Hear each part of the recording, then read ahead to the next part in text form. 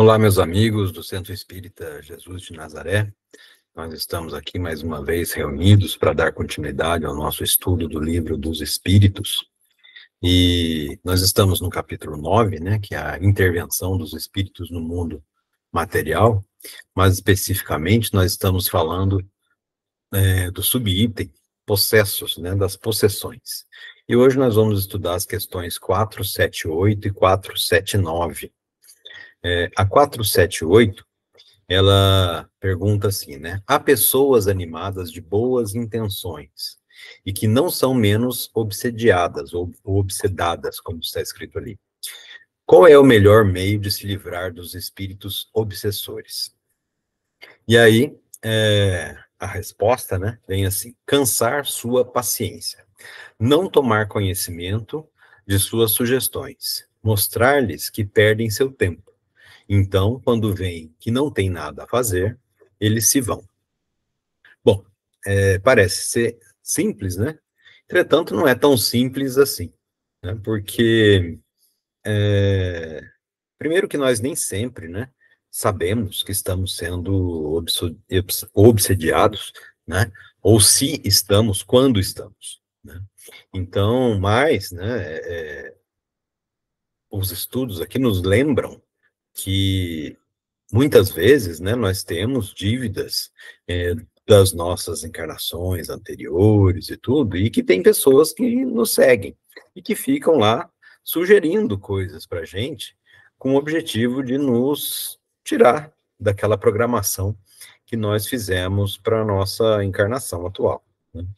Então, eu acho que a gente tem que usar sempre um crivo, né? Quando a gente tiver alguma ideia que não nos pareça ser muito nossa, ou mesmo que pareça ser nossas, né, esse crivo é sempre útil, né, se aquilo corresponde àquilo que o Evangelho, nos nossos estudos, nos ensina, né? Então, quando nós estamos para tomar uma atitude, para falar alguma coisa, para dar um conselho, é claro que é difícil a gente usar isso no tempo todo, mas o uso traz o hábito, né?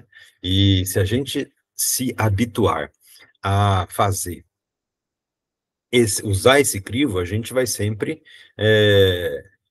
se policiar, né, com relação a tudo que a gente vai fazer e falar. Então, é importante a gente ter esse filtro e toda vez que a gente tiver uma sugestão que não nos pareça adequada, né, segundo o que a gente estuda no Evangelho, as atitudes e tudo, a gente deve deixá-la de lado, descartar. Sendo assim, a gente vai se livrando da nossa auto-obsessão, digamos assim, né, entre aspas, porque muitas vezes nós mesmos trazemos coisas de dentro de nós, de nossas encarnações passadas, de hábitos ruins e tudo, e que nos leva sempre para o lado ruim. Então, a gente tira essa auto-obsessão, entre aspas, porque isso é um termo técnico que precisa ser estudado de uma outra forma, numa outra ocasião, né? Mas também, se for uma influência externa, uma obsessão, com a nossa sistemática negativa em atender a sugestão, quem está ali nos obsediando vai desistir, né, do seu plano, né? E aí, Miramês, né, ele nos explica que, como já foi explicado aqui no nosso estudo, nós estamos muito mais cercados e influenciados por espíritos do que a gente imagina, né? Então, a gente está sempre sujeito a estar sendo influenciado, e o segredo é não dar atenção e não seguir a sugestão, porque daí, quando eles veem que o negócio não está dando oportunidade, quando a gente não está dando oportunidade para eles, eles vão se embora, né? E Miramês comenta, né, que a gente deve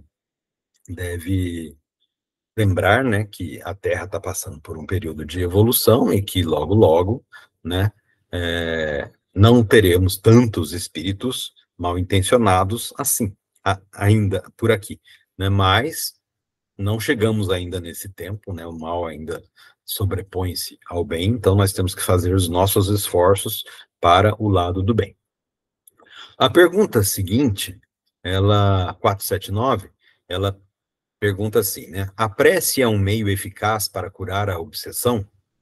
E aí vem a resposta. A prece é um poderoso socorro em tudo.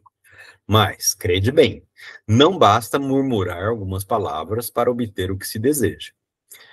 Deus assiste àqueles que agem e não àqueles que se limitam a pedir. É necessário, pois, que o obsidiado faça, a seu turno, aquilo que é necessário para destruir em si mesmo a causa que atrai os maus espíritos. Então, aqui eu acho que a resposta é muito clara, né? Não basta rezar lá um Pai Nosso mecanicamente, né? Principalmente no finzinho lá, né? Mas livrai-nos do mal, amém, né? Não é mecanicamente que se resolve. Claro que a oração com sentimento e com intenção, ela tem um efeito muito importante. Entretanto, se a gente reza mecanicamente, né, ainda que a gente fique mecanicamente rezando 50 vezes uma atrás da outra, a única coisa que a gente faz é desocupar nosso foco de atenção com coisas ruins, porque a gente fica focado ali na oração. Mas muitas vezes o nosso cérebro, né, ele entra no automático da oração e começa a pensar outras coisas. Então, a oração mecânica nunca tem muita serventia, né? No final lá do Evangelho, né, vem lá todo um capítulo a respeito de como fazer orações, né, e a oração não precisa ter muitas palavras, nem ser muito longa, nem ser muito difícil, ela pode ser simples, um pensamento único, mas que nos eleve a Deus e nos ligue a Deus com a intenção de pedir aquilo que estamos precisando no momento. Mas aí, né, o próprio Livro dos Espíritos aqui nos lembra, não basta pedir, né? Deus assiste àquele que age. Então, muitas vezes, nós estamos sob ação de uma obsessão, porque nós, pela lei da afinidade, atraímos os obsessores para perto de nós. Né? Mesmo nós encarnados, nós nos unimos segundo afinidades de pensamentos e de atitudes. Os desencarnados também, né? Se unem, se congregam, se atraem por afinidades de pensamentos. Então, se nós estamos atraindo para nós certos tipos de obsessores, é porque nós estamos comungando com eles de uma certa frequência de pensamento que é afim, né, que tem afinidade, então estamos atraindo. Então a ação que nós precisamos fazer é mudar a nossa frequência de pensamento, passar a ter bons pensamentos, pensar em coisas boas, ter ações boas na caridade, né, na oração, e aí sim, a gente muda a frequência e deixa de atrair esses elementos, né, que estão nos obsediando. Pedacinho aqui um trechinho aqui do Miramês, né, ele fala aqui, olha, a prece é a força poderosa, não somente para desfazer as insinuações dos maus espíritos, mas para todas as dificuldades da vida. Ela nos dá mais coragem e resistência nas lutas de cada dia. E ele lembra, né, que até Jesus, muitas vezes, ia orar, né, ia ter-se com Deus.